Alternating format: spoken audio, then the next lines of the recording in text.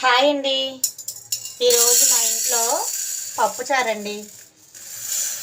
ములక్కాయ సాంబార్ ఉల్లిపాయలు ఉంటాయి కదా, అవి వేసుకొని పప్పుచారు చేసుకుందామండి.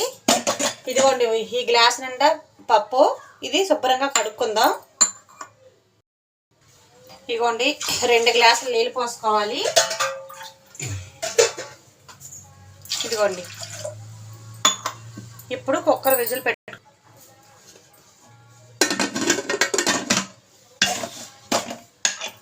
ఇప్పుడు 4 విజిల్ రానివ్వాలండి. మెత్తగా ఉడకబెట్టుకోవాలి పప్పు. చూద్దామండి. పప్పు అయితే ఉడికిపోయింది. ఇదిగోండి, చూసారా ఎంత మెత్తగా ఉడికిందో చూడండి.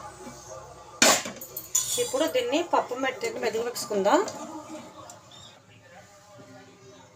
చూడండి, పప్పు అయితే మెత్తగా అయిపోయింది కదా. దాంట్లోనే ములక్కాయ ముక్కలు వేసుకుందాం. ఇవ్వండి, ములక్కాయలు, టమాటాలు, పచ్చిమిరపకాయలు, ఉల్లిపాయలు ఇవి కుక్కర్లో వేసుకుందాం. దీంట్లో వేసుకుందాం. ఈ సాంబార్లోకి ఉల్లిపాయలు చాలా చాలా బాగుంటాయండి. సాంబార్ ఉల్లిపాయలు అంటారు ఇడ్లీ. ఇవి నేను పప్పుచారులో వేస్తున్నాను.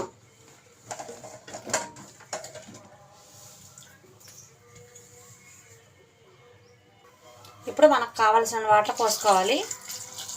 పప్పుచారుకు సరిపడేట్టు వాటర్.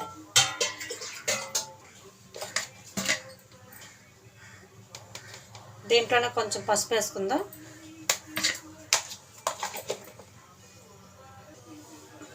అలానే ఉప్పు వేసుకుందాం.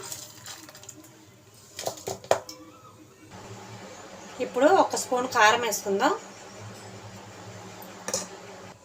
ఇగోండి, కొంచెం మరిగింది కదా. ఇప్పుడు మనం కొంచెం చింతపండు వేసుకుందాం. మీకు పులుపు తగ్గట్టు వేసుకోవాలి. అలానే వెల్లుల్లిపాయల రెమ్మలు కూడా కొంచెం చెదగొట్టి వేసుకుందాం. అలానే చిన్న బెల్లం ముక్క వేసుకుందాం. పప్పుచారు అయితే అయిపోవచ్చిందండి. ఇంకా తాలింపు పెట్టేసుకుందాం. కొత్తిమీర కూడా వేసేసుకుందాం. ఇప్పుడు దీన్ని పోపు పెట్టేసుకుందామండి. తాలింపు పెట్టుకుందాం. ఆయిల్ పోసుకోవాలండి. ఇప్పుడు వెల్లుల్లిపాయలు వేసుకోవాలి. ఆవాలు, జీలకర్ర వేసుకోవాలి. ఎండుమిర్చి వేసుకోవాలి. అలానే కొంచెం కరివేపాకు వేసుకోవాలి. అలానే కొంచెం ఇంగు వేసుకోవాలి.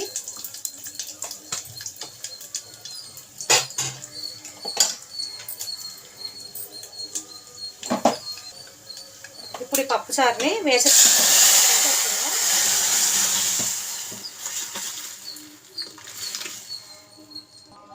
చూసారండి, పప్పుచారు అయితే రెడీ అయిపోయింది.